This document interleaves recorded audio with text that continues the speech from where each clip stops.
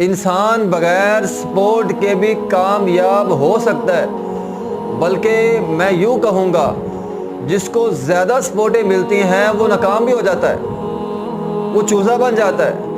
جس انسان نے اڑنا ہوتا ہے، بلندیوں میں جانا ہوتا ہے، اسے پرواز جس نے کرنی ہوتی ہے اسے سپورٹوں کی ضرورت نہیں ہوتی، وہ انسان تنہا محنت کرتا ہے اور کامیاب ہو جاتا ہے۔